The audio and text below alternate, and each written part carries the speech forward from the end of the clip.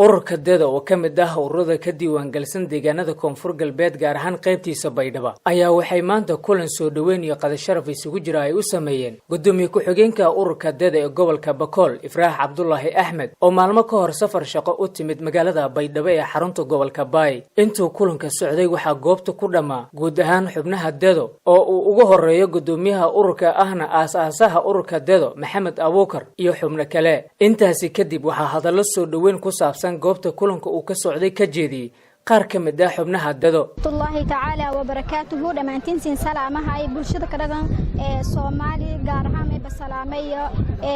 ururka dado qayb walba meel walba roogan salaame geeka may baantuun roogne walaalana qaaliga Ifraax Cabdullaahi Maxamed oo yana qayb kumid ururka dado oo yana ku qoyto xudur yana gudoomiye ku-xigeenka ururka dado qaybta xudur may balana walaalana qaaliga walaalana sharafta leh hadawaa kalena si wali hakiin dhawaayana qurux badan eedeeda ka faraxsana intii adamay han booqato oo ninku qoyto degmada Baydhabo may bahakii dhawaayana si sharaf leh karaamo leh mar walbana garabka surugno saata ban wada shaqeeyahayna wada shaqeeyo doona hadii Ilaahay yara may baklana walaalay qaaliga Ifraax Cabdullaahi hadawaa kalena si niyada si qurux badan ka dhawaa kalena waliba geekmay baaha munaasabad oo soo dhaweyn oo farxad ay qada sharaf ay oo la qaadayna ururka horumarinta deegaan development organization ururka la hangaayo dado ya waliba iyo dhawaayahayna walaaliyo oo ku qoyto masaaf booqati maaragtiyada Bakool xarunta min gobolka Bakool gudoomiye ku-xigeenka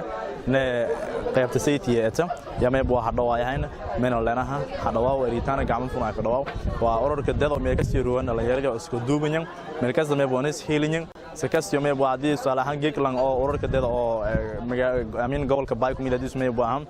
suusaada shabeelada mismay baahan suusaada Bakool yana soo kala dhawaayeen marka walaalna hadhawaayayna may balanaha hadhawaa gacmo furan ka dhawaw Ifraax soo dhaw waleeyahay beedow ku soo dhaw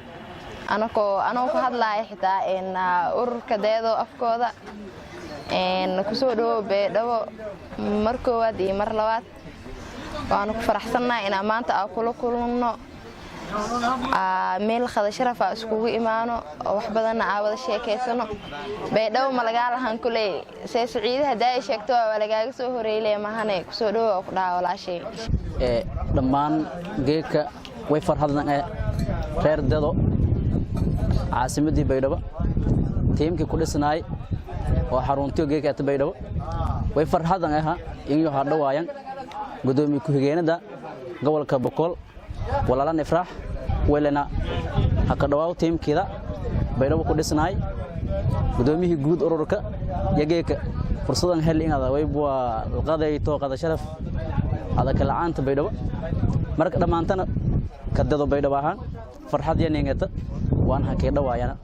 dado daraansanta meel deegaanadiisa roogtan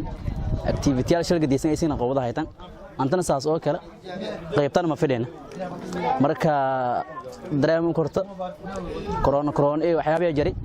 la wal meel isrooga yakaan isku qaaday haato wacyi gelin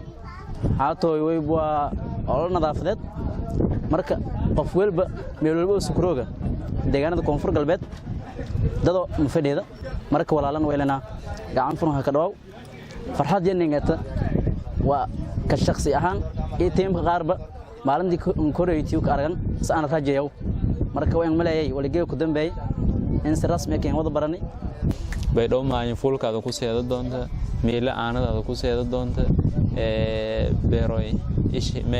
arabtada ku seedo doonta garboodiyaada seedo doonta walbadan ku barata durmadeeda seetada era doonta Baydhabo maayin meel oo way baaha geeka landaliso laakiin adoo leeto durmadeeda seedasa dalxiis ku duban kan Baydhabo hor wiligay ma arna adoo leeto seedan jeelna adoo leeto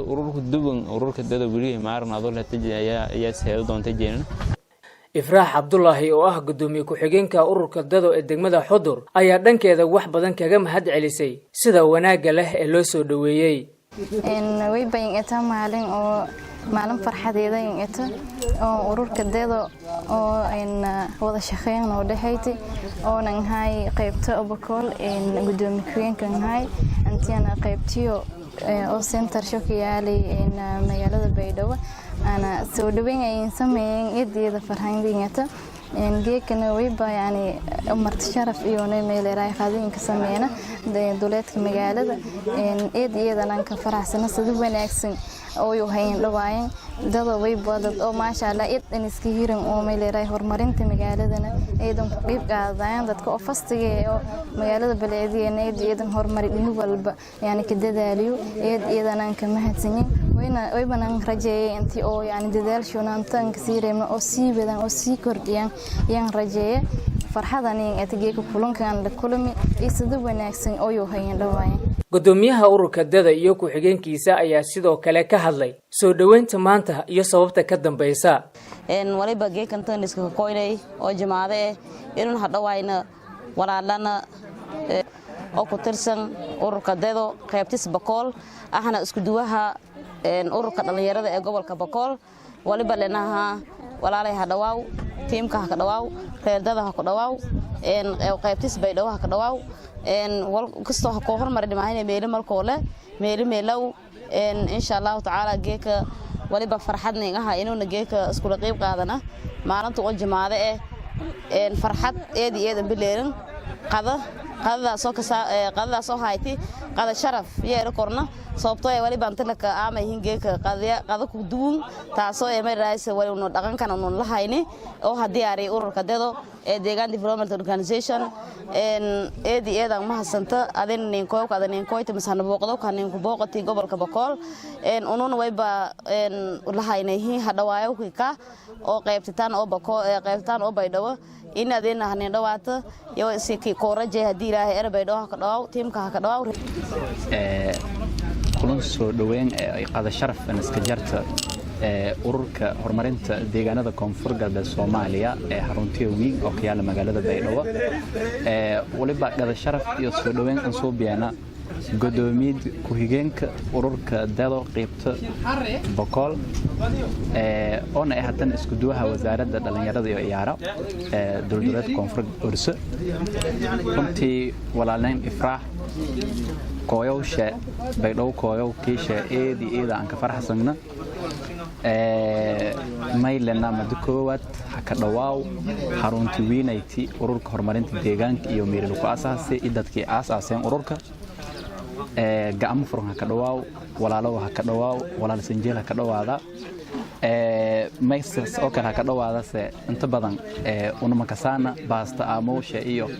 hasal saasana manglahayna in baarka galnano asal manglahayna wala duleedku aan kooyni waliba Baydhabo binaansha in adina aragto soorta la aamo wanta la ka aamo bobokada la aamo inta badan taad aragto wala geekurun asalna aanu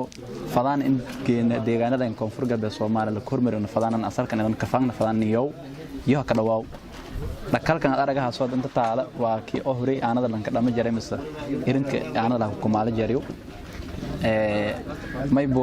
waxyaabo una asalkan aan leeno dhagankii kaan iyo maybo geek walba neefay lahayd ta dhariday dhan inuu hirina maysa soo kala wanaagsanaada lahayd inuu duurkan umbano jidtay may la raajidkun may la raaysan qaano maanifurka ila meeladina barata insha Allah taala antada roogta meelaaseen insha Allah taala wal iska deena in saana magaalada soo oo ambassador madaxa qorsheynta ururka ambassador Suleymaan Sheegib Baydhabo dhiniyaasha dhan barada doonto bilaahi era dado waxay ka mid tahay ururada iskooda isu xilqaamay ka shaqeynta arrimaha deegaanka dhan kastaba ha noqotee Maxamed Deeqseer Jito RTN TV Baydhabo